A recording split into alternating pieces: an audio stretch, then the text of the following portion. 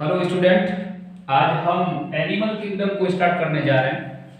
इसमें आपका क्लासिफिकेशन पूरा एनिमल किंगडम का पढ़ाया जाएगा। देखना, अपन ने प्लांट किंगडम की स्टडी पूरी मेरे पिछले वीडियोस में कर ली थी और आज अपन स्टार्ट कर रहे हैं एनिमल किंगडम यानी जंतु जगत।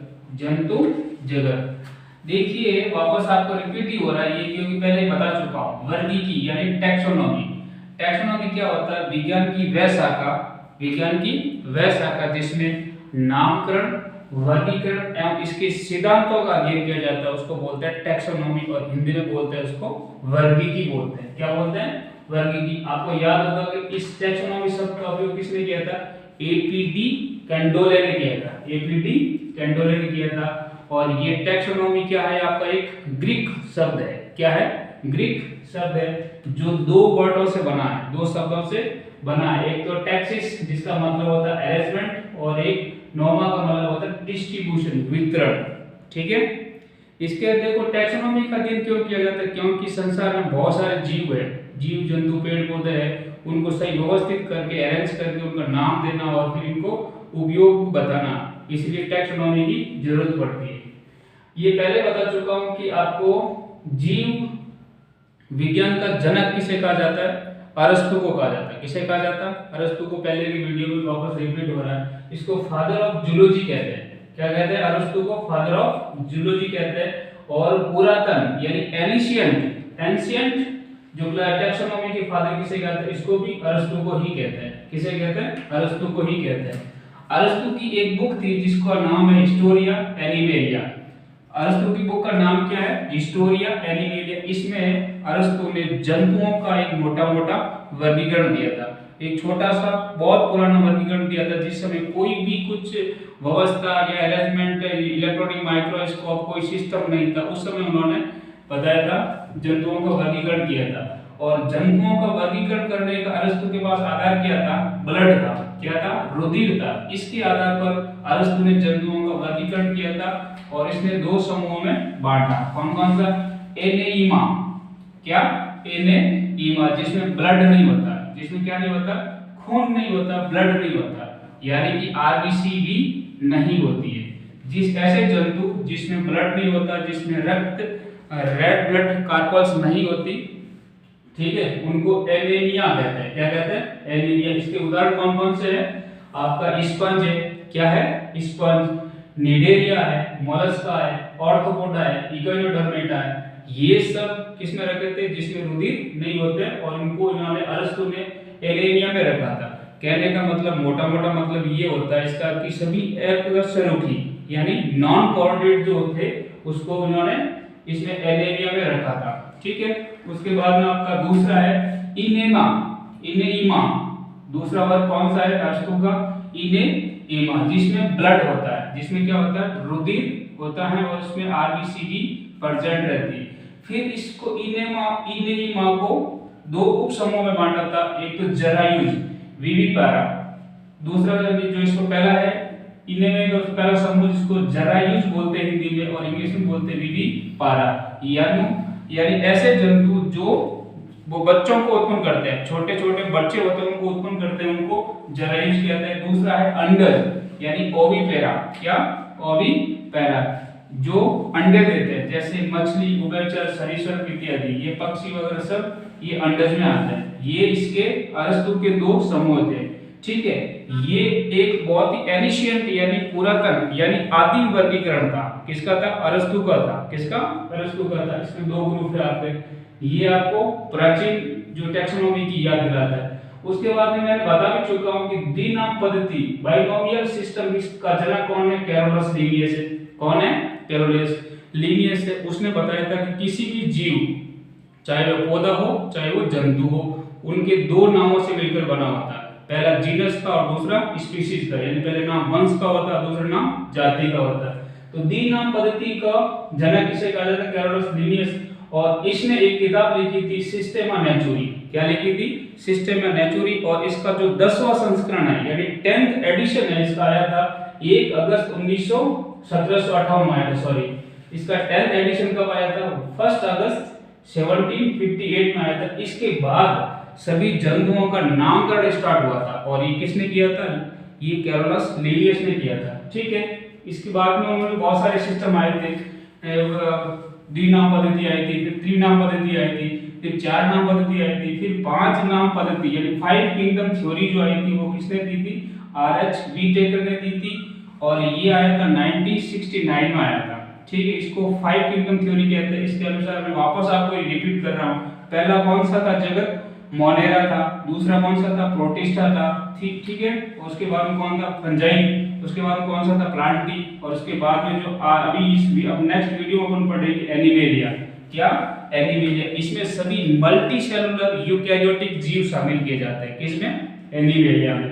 ठीक है, ये आपका मोटा ये वापस ब्रीफ है आपका। उसके बाद देखिए टैक्सोनॉमी की मुख्य 7 कैटेगरीज होते हैं। क्या होते हैं? 7 कैटेगरीज होते हैं। टैक्सोनॉमी में हायरार्की होती है, कुछ वर्ड टैक्सोन यूज किया जाता है। इनमें मैन ये मुख्य 7 कैटेगरीज होती है, और इनको अनिवार्य कैटेगरी बोलते हैं। इनका कोई तोड़ नहीं। ये आपको क्लासिफिकेशन में या किसी जीव का या पौधे का नामकरण देते हुए इस समय आपको करना ही होगा। तो सबसे टॉप पे आएगा, सबसे बड़ा होता है वो किंगडम होता है। क्या होता है? किंगडम। उसके बाद में आता है फाइलम। ये जंतुओं में फाइलम कहलाएगा, जबकि पौधों में क्या कहलाता है? डिवीजन कहलाता है। क्या कहलाता है? डिवीजन।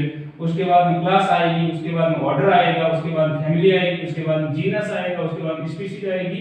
ठीक है, ये सबसे स्मॉलेस्ट यूनिट होती है वर्गीकरण की।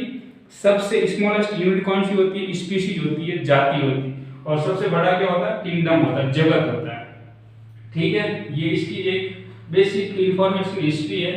उसके बाद में महत्वपूर्ण जंतुओं में जो फाइलम होते हैं बहुत इंपॉर्टेंट है, ये आपका 12 फाइलम तक है। ठीक है, देख लीजिए पहला कौन सा है? पहला है प्रोटोजोआ। क्या है? प्रोटोजोआ। ठीक है, ये अब वर्तमान में क्या आता है? प्रोटिस्टा में आता है। किसमें आता है? प्रोटिस्टा में। लेकिन पहले इसको एक फ्री, एक स्वतंत्र क्या बोलते थे?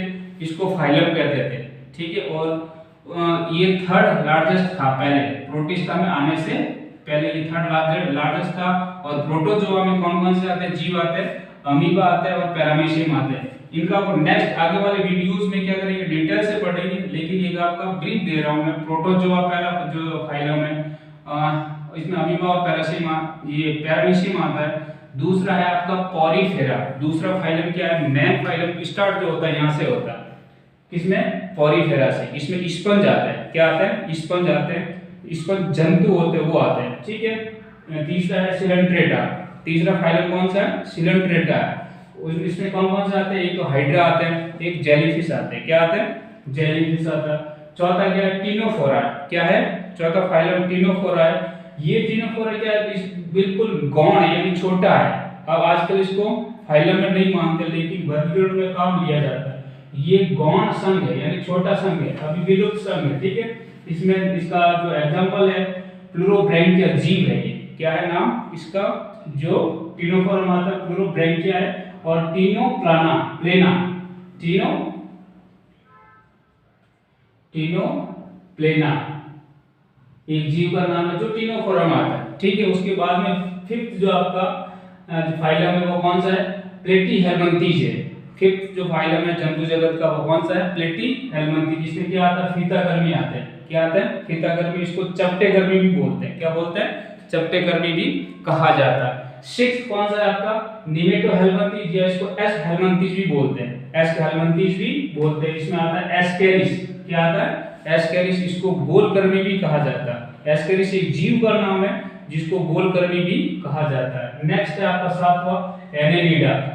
क्या नाम है? एनेलिडा। ये फाइलम है, और इसमें कौन सा आता है? केंचुआ आता है, जोंक आती है। 8वां क्या है? ऑर्थ्रोपोडा है। जो 8वें फाइलम का नाम क्या है? ऑर्थ्रोपोडा। और इसमें देखो सभी कीट जो आते हैं, कीट पतंग इसमें आते हैं। जैसे कीट कौन सा? कॉकरोच है। बिच्छू भी ऑर्थ्रोपोडा में आएगा। उसके बाद मक्खी, ये सब ऑर्थ्रोपोडा में आते हैं। नेक्स्ट है आपका मोलस्का।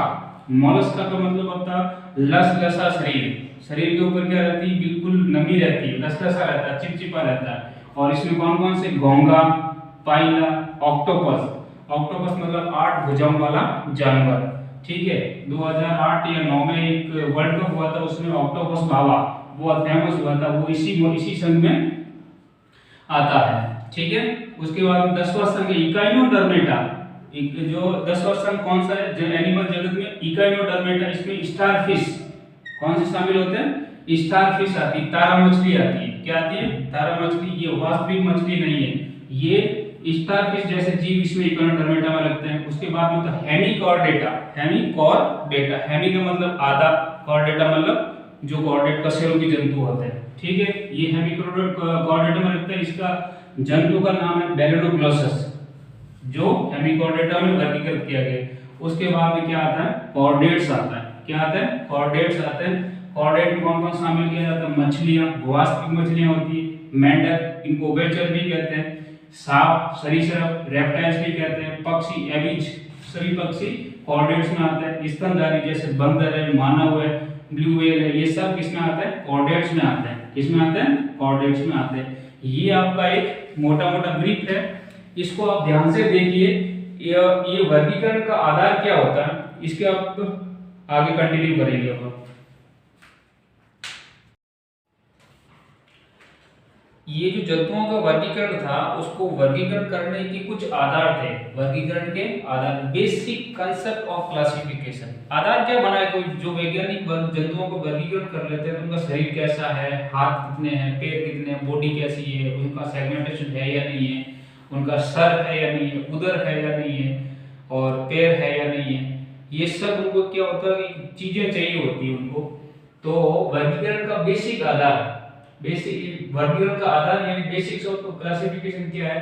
तो वैज्ञानिकों ने पहला आधार लिया था, वो क्या था? शरीर संगठन के स्तर। शरीर संगठन के स्तर, लेवल क्या था उनका शरीर का, यानी लेवल ऑफ बॉडी ऑर्गेनाइजेशन।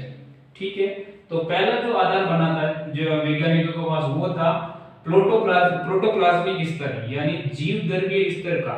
जीव द्रव्य स्तर का यानी ऐसे जीव जो सिर्फ एक कोशिका के बने होते हैं और उनका सब काम जो होता है वो प्रोटोप्लाज्म, एक कोशिका से ही संपन्न होता है। ऐसे सभी जीवों को किसमें रखा था? प्रोटोजोन्स में रखा था। किसमें रखा था?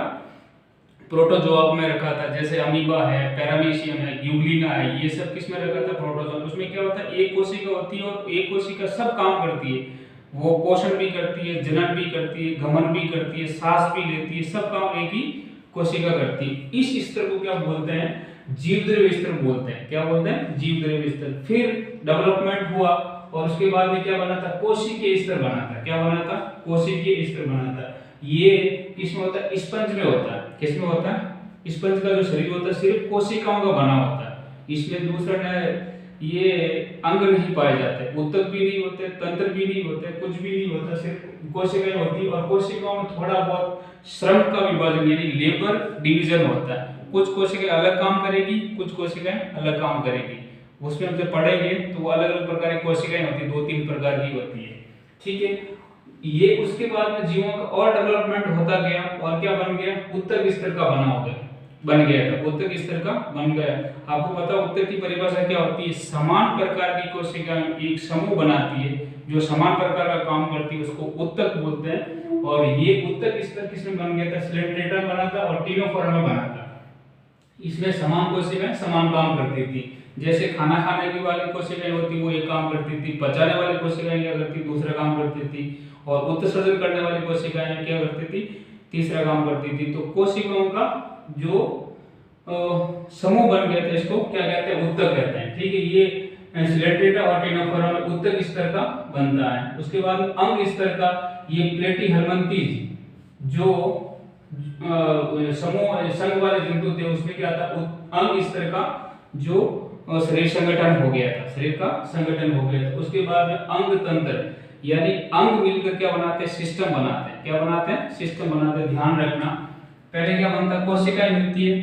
ठीक है, कोशिका से क्या बनता है? ऊतक बनता है। ऊतक से क्या बनता है? अंग बनते हैं। अंग मिलकर क्या बनता है? तंत्र बनाते हैं। और तंत्र मिलकर क्या बनाती है? पूरा सिस्टम बनाता है, शरीर बनाता है। ये एक बेसिक पहला था आपका क्लासिफिकेशन का बेसिक आधार क्या था? शरीर संगठन के स्तर, लेवल ऑफ बॉडी ऑर्गेनाइजेशन, जीव द्रव्य, कोशिकीय स्तर, ऊतक स्तर, अंग स्तर और तंत्र स्तर। ये मैं आपको बहुत इंपॉर्टेंट है क्योंकि ये जब आप जो फाइलम पढ़ोगे उसमें ये सब पॉइंट आएंगे। क्या आएंगे? कि शरीर का संगठन कैसा है, कोशिकीय स्तर का है, ऊतक स्तर का, वो आपको सवाल पूछे जाएंगे। ये जो मेरी क्लास है एनिमल किंगडम की, ये 9th वाले बच्चों को बहुत इंपॉर्टेंट है, 10th 11th और 12th, और नीट की तैयारी कर रहे हैं या फिर कोई छोटी मोटे कंपटीशन के एग्जाम की तैयारी कर रहे हैं, उनके लिए बहुत इंपॉर्टेंट है। ठीक है, दूसरा आधार बनता है आपका क्या, सिमेट्री, बहुत इंपॉर्टेंट है। ये लोगों को या बच्चों को समझने ही नहीं आता कि सिमेट्री होती क्या है। सर सिमेट्री होती क्या है, सममिति बोलते हैं हिंदी में, और इंग्लिश में बोलते हैं इसको सिमेट्री बोलते हैं। ठीक है, मैं एक आपको चित्र बनाने की कोशिश कर रहा हूँ कि अच्छे से समझ में आ जाए। जो सममिति होती है वो क्या होती है, 3 प्रकार की होती है। कितने प्रकार की होती है, तीन प्रकार की होती है। एक तो होती है असममिति, इसको एसिमेट्री बोलते हैं। क्या बोलते हैं, एसिमेट्री। दूसरी होती है अरेसममिति यानी रेडियल सिमेट्री, और तीसरी होती है द्विपार्श्व सममिति यानी बाइलेटरल सिमेट्री होती है।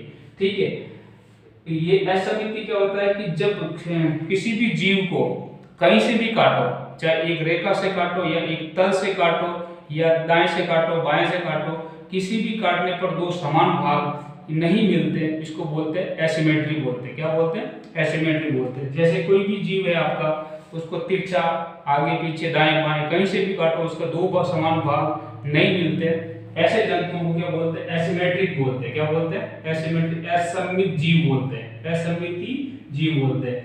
दूसरा है अरेसममिति, अरेसममिति रेडियल सिमेट्री होती है। इसकी देखो परिभाषा क्या है, जब केंद्रीय अक्ष से गुजरने वाली कोई भी रेखा या तल प्राणी के शरीर को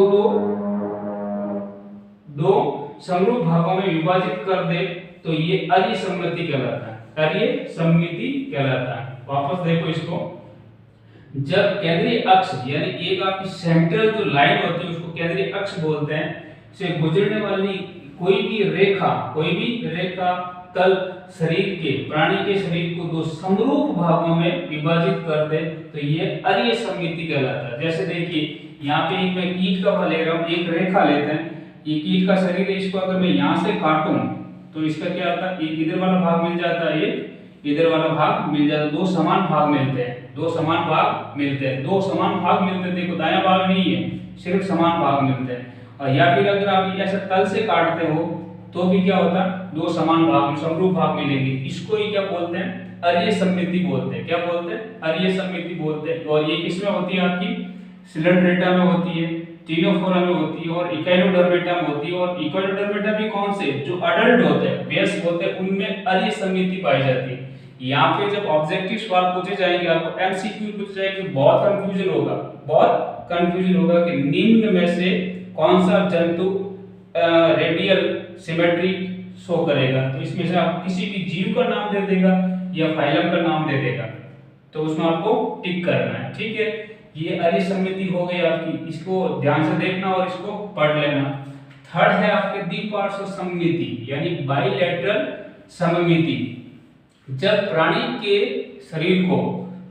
शरीर को किसी भी तल से, याद रखो, देखो मैंने यहाँ पे एक वर्ड यूज किया रेखा और तल, लेकिन मैं यहाँ पे यूज कर रहा हूँ ओनली प्लेन, तल यूज कर रहा हूँ। ठीक है, ये बाइलेटरल सिमेट्री की परिभाषा है। जब प्राणी शरीर को किसी एक ही तल द्वारा 2 समरूप दाएं और बाएं, देखो बहुत इंपॉर्टेंट है, दाएं और बाएं भाग में बांटा जा सके, इसको बाइलेटरल सिमेट्री कहते हैं, बाइलेटरल सिमेट्री कहते हैं। ठीक है, और ये किस किस में पाई जाती है, प्लेटीहेल्मिन्थीज से लेकर के कॉर्डेटा तक पाई जाती है। किससे, प्लेटीहेल्मिन्थीज जो फाइलम है वहां से लेकर के कॉर्डेटा तक, यानी एनेलिडा है, ऑर्थोपोडा है, मोलस्का है, हेमिकॉर्डेटा है, कॉर्डेटा, ये सब में ये बाइलेटरल सिमेट्री पाई जाती है। इसमें अपवाद भी होंगे जो आपको एग्जांपल से बताए जाएंगे।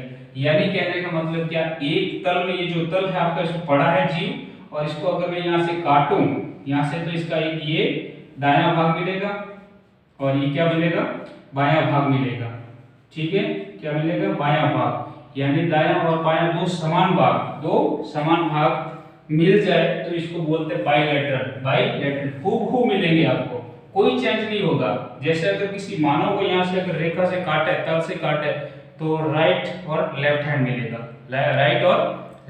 मिलेगा, इसीलिए जो कोऑर्डिनेट में मानव जो होता है वो कौन सी सिमेट्री लिए होता है, बाइलेटरल सिमेट्री लिए होता है।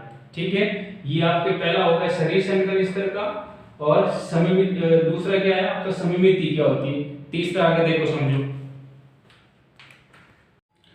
नेक्स्ट पॉइंट आता है आपका सममिति के बाद में जैनेटिक स्तर। क्या था? जेनेटिक स्तर, यानी जर्मिनल लेयर्स कितनी होती है जीव में।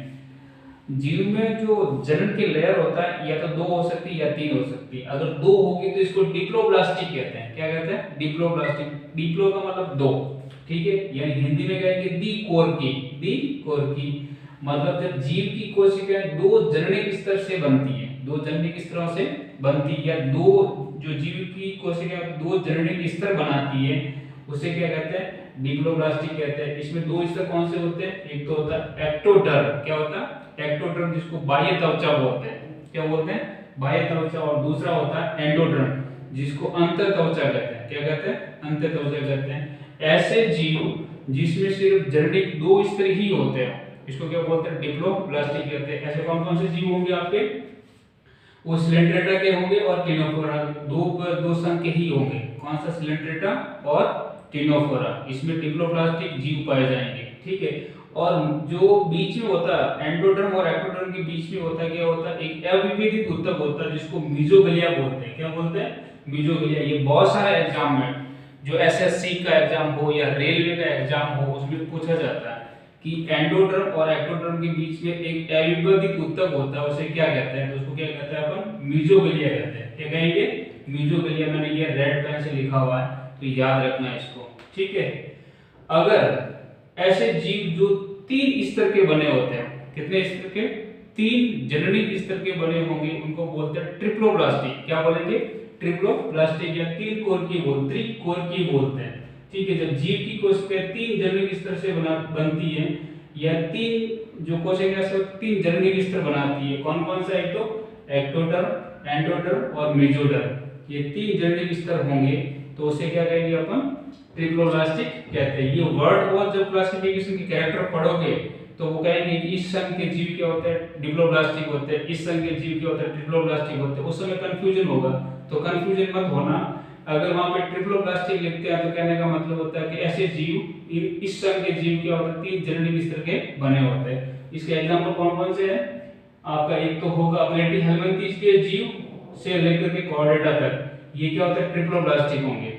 वहां पे वर्ड एक सेंटेंस हमेशा लिखा होगा, इस सही संघ के सभी जीव ट्रिप्लोब्लास्टिक होते हैं, ठीक है। प्लेटीहेल्मिन्थेस से कॉर्डेट तक। और डिकोर की डिप्लोब्लास्टिक होते हैं टिनोफोरा और सिलेंड्रेटा में। नेक्स्ट जो कैरेक्टर आएगा वो आएगा परगुहा। परगुहा, इसको इंग्लिश में समझना, इसको बोलते हैं बॉडी कैविटी। बॉडी कैविटी, या इसका एक अन्य नाम है सीलोम बोलते हैं। इसको क्या बोलते हैं? सीलोम बोलते हैं। क्या होता है कि एक अपन की देह भित्ति यानी बॉडी वॉल और आहार नाल के बीच में खाली स्पेस होता है, खाली स्पेस होता है, उसको अपन बोलते हैं बॉडी कैविटी बोलते हैं।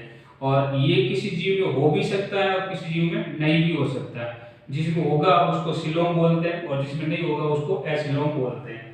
अगर ऐसे जीव जिसमें बॉडी कैविटी नहीं होते उनको एगुई कहते हैं, एसिलोमेट कहते हैं। जिनमें क्या कहते हैं? एसिलोमेट्स कहते हैं। और ऐसे कौन कौन से जीव होते हैं? एक तो पॉलीफेरा होता है, एक सिलेंड्रेटा होता है, टिनोफोरा होता है, प्लेटीहेल्मिन्थेस होता है। प्लेटीहेल्मिन्थेस ये बहुत ही आपको पिंच करेगा। ये एसिलोमेट होता है प्लेटीहेल्मिन्थेस का, इसको बॉक्स में कर देना। पहले समझो कि सिलोमेट होते क्या है। सिलोमेट होते क्या है? सिलोम का मतलब क्या होता है? जैसे ये देखिए, मैं एक फिगर बना देता हूँ। ये तो आपकी क्या देह भित्ति है, बॉडी वॉल है, ये बॉडी वॉल है ये। और ये बीच में क्या, सपोज करो ये आर नाल है, तो इसके बीच में जो ये स्पेस होता है इसको ही सिलोम कहते हैं। ये स्पेस जो होता है इसको क्या बोलते हैं? सिलोम बोलते हैं। जिसमें नहीं होता उनको एसिलोमेट कहते हैं। इसके एग्जांपल कौन कौन से? पॉलीफेरा, सिलेंड्रेटा, टिनोफोरा और प्लेटीहेल्मिन्थेस। प्लेटीहेल्मिन्थेस के जीव होते हैं वो एसिलोमेट होते हैं। क्या होते हैं? एसिलोमेट होते हैं। ये बहुत बार एग्जाम में पूछा जा चुका है, एग्जाम्स में पूछा जा चुका है। उसके बाद देखिए नेक्स्ट इसी का बॉडी कैविटी का दूसरा पॉइंट है आपका कूटगुहिका यानी सूडोसिलोमेट्स। सूडोसिलोमेट आभासी होती है। क्या होती है? आभासी। वास्तविक ये आपको सिलोम नहीं होती है। दिखती तो है कोई या सिलोम है, लेकिन वो होती नहीं है। इसमें क्या होता है? मीजोग्लिया वो थैलिया के रूप में रहता है। इसमें जो आपकी बीच वाली जगह है वो मेजोडर्म से नहीं बनती है, मेजोडर्म से आश्रित नहीं रहती है, ठीक है। इनको क्या बोलेंगे? सूडोसिलोमेट। आभासी होती है। क्या होती है? आभासी होती है। देह भित्ति, ये आपके देह भित्ति और ये आहार नाल है, इसके बीच में क्या होती है, ये थैलियां रहती है, ठीक है, आवासी लगती है, इसको बोलते हैं स्यूडोसिलोमेट, स्यूडोसिलोमेट, ठीक है। और उसके बाद में आपका आएगा कौन सा, परगुहिया यानी सिलोमेट्स होते हैं, सिलोमेट जिसमें वास्तविक सिलोम पाई जाती है। इसका मतलब क्या होता है कि देह भित्ति और आहार नाल के बीच में मेजोडर्म से आश्रित बॉडी कैविटी पाई जाती है, बॉडी कैविटी पाई जाती है। इसमें भी दो प्रकार की होती है, एक तो सीजोसील होती है, क्या होती है, सीजोसील, जो मेजोडर्मल पिंड होते हैं उसको स्प्लिटन से होती है, विपाटन क्या होती है, फट जाते हैं, मेजोडर्मल के पिंड होते हैं वो क्या होते हैं, टूट जाते हैं, फट जाते हैं, इससे अगर सिलोम बनती है आपकी तो इसको बोलते हैं सीजोसिलोम, सीजोसील बोलते हैं, क्या बोलते हैं, सीजोसील। और इस प्रकार के जीव के उदाहरण कौन से, एक एनिलिडा है, क्या है, एनिलिडा के जीव, और मोलस्का के जीव और ऑर्थोपोडा में इसमें सीजोसील पाई जाती है, क्या पाई जाती है, सीजोसील। और नेक्स्ट जो है आपका एंटेरोसील, क्या है, एंटेरोसील। इसमें क्या होता है कि मेजोडर्म में जो थैलियां होती है वो फ्यूज हो जाती है, क्या हो जाती है, आपस में मिक्स हो जाती है। मिक्स होने से क्या बनती है, अगर आपकी सिलोम के बॉडी कैविटी बनती है तो इसको बोलते हैं एंटेरोसील, क्या बोलते हैं, एंटेरोसील बोलते हैं। और इसके एग्जांपल क्या क्या है, इकाइनोडर्मेटा, हेमिकॉर्डेटा और कॉर्डेटा में एंटेरोसील पाई जाती है, क्या पाई जाती है, एंटेरोसील पाई जाती है, याद रखना। ये वर्ड आपको जो कैरेक्टर पढ़ेंगे उस समय पाई जाती है। ये चौथा था जननिक स्तर, तीसरा जननिक स्तर था, और चौथा था क्या, बॉडी कैविटी या सिलोम, ठीक है। नेक्स्ट पॉइंट आता है आपका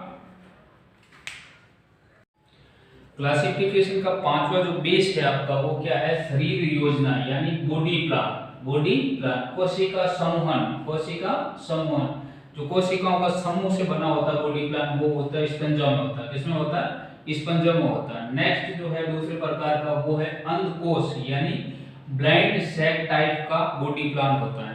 कहने का मतलब ये है कि एक जो बंद थैला होता है, अंधा थैला, अंधा थैला का मतलब क्या होता है, सिर्फ एक साइड से ही ओपन होता है, सिर्फ एक साइड से क्या होता है, एक साइड से ओपन होता है। ऐसे शरीर भी पाया जाता है, ऐसा शरीर भी पाया जाता है, यानी इसी से क्या होगा, वो भोजन का लेगा, भोजन अंदर लेगा और इसी से वापस भोजन बाहर निकलेगा।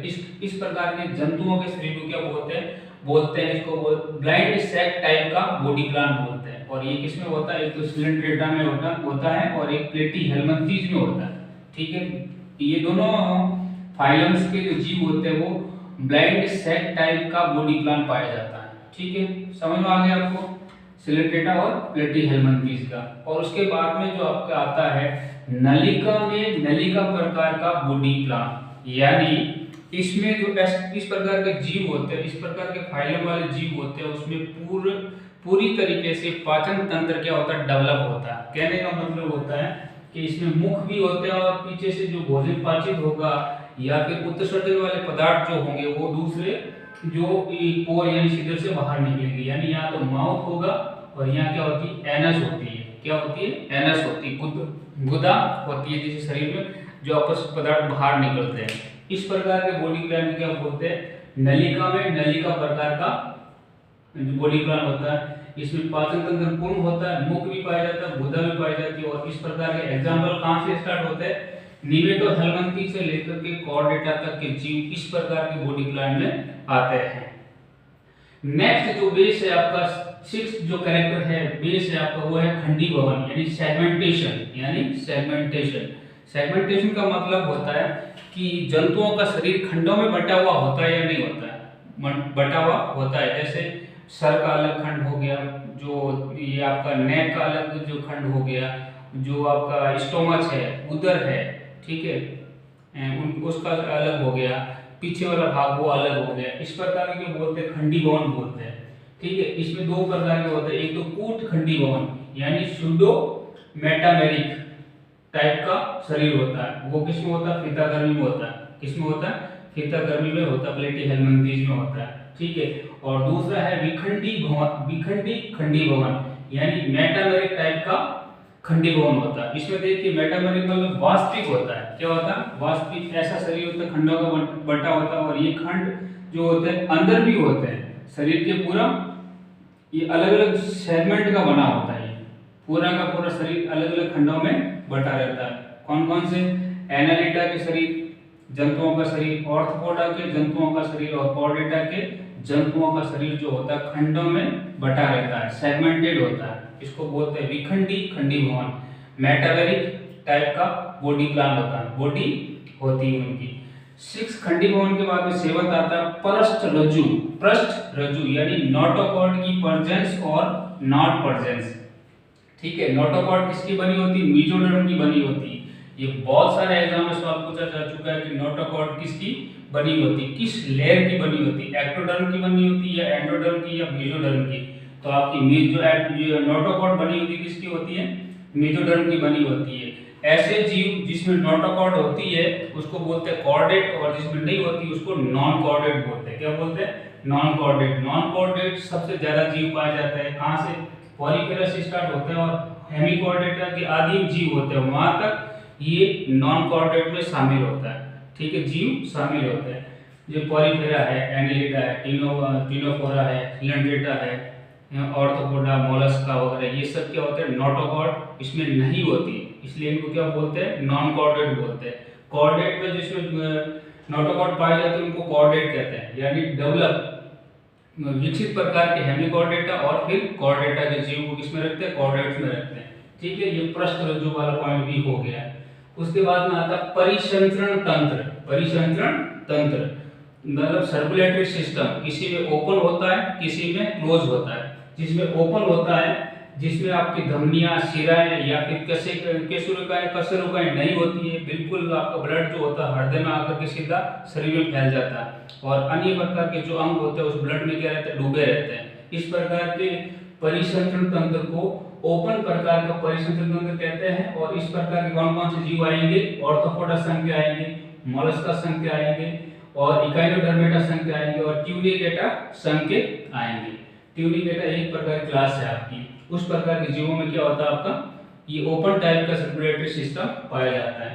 ठीक है, दूसरा है इसी में सर्कुलेटरी सिस्टम क्लोज टाइप का यानी बंद प्रकार का परिसंचरण तंत्र। इसमें क्या होता है कि हृदय जो शरीर हृदय में आने के बाद में ये छोटी छोटी नलिकाओं के द्वारा बॉडी के विभिन्न भागों तक रक्त पहुंचता, ब्लड पहुंचता है। इनको धमनी कहते हैं, शिराएं कहते हैं और केशिकाएं कहते हैं। इनके द्वारा क्या होता है कि पूरा ब्लड है जो विभिन्न अंगों तक, तंत्रों तक जाता है। इसको क्लोज टाइप का परिसंचरण तंत्र कहते हैं। और ये कौन कौन से जीवों में होगा? एनलिडा फाइलम का होगा। सेफेलोपोडा ये मोलस्का की क्लास है।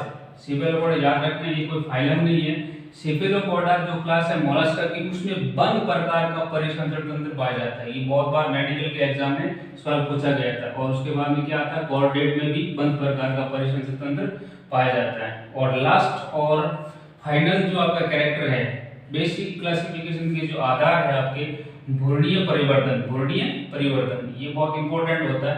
प्रोटोस्टोमेटा, प्रोटोस्टोमिएटा, जिसमें ऐसे जीव होते हैं जिसमें पहले मुख का निर्माण होता है। पहले भ्रूणीय परिवर्तन से क्या बनता है? मुख बनता है। उनको अपन बोलेंगे प्रोटोस्टोमिएटा, प्रोटोस्टोमिएटा बोलते हैं। और इसमें कौन कौन से जंतु आते हैं? प्लेटीहेल्मिन्थेस के और मोलस्का के आते हैं। ठीक है, उनको अपन क्या कहेंगे? प्रोटोस्टोमिएटा वाले जंतु कहेंगे। उसके बाद दूसरा इसका ही पॉइंट है भ्रूणीय परिवर्तन का, ड्यूटेरोस्टोमिएटा, जिसमें मुख बाद में बनता है, गुदा यानी एनस पहले बनती है। ठीक है, उसको अपन क्या बोलते हैं? ड्यूटेरोस्टोमिएटा बोलते हैं। और इसमें कौन कौन से जंतु आएंगे? इकाइनोडर्मेटा के जंतु आएंगे, हेमिकॉर्डेटा के जंतु आएंगे और कॉर्डेटा के जंतु आएंगे।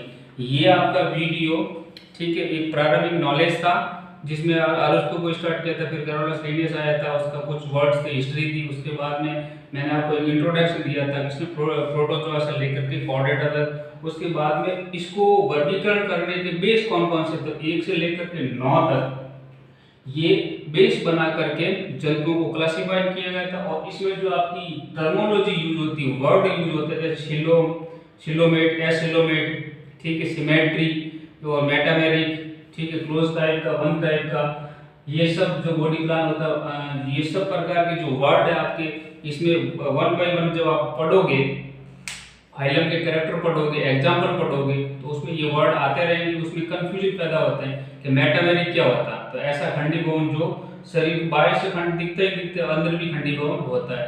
तो इस वीडियो को आप अच्छी तरीके से देखिए। ये 9th क्लास का, 10th क्लास का, 11th और 12th क्लास के लिए बहुत इंपॉर्टेंट वीडियो है। बेस तैयार होता है यहाँ से, और यहाँ ये याद करने के बाद आपका जो कैरेक्टर टाइप्स है, आपके सभी जो फाइलम्स के हैं कैरेक्टर अगर पढ़ेंगे तो बहुत आसान हो जाएगा। उसके साथ एग्जाम्पल और फिर इनका सब क्लास में क्लासों में इसका डिटेल से पढ़ेंगे। धन्यवाद। अगर ये मेरा वीडियो आपको अच्छा लगे तो इसको लाइक कीजिए, शेयर कीजिए और सब्सक्राइब कीजिए। धन्यवाद।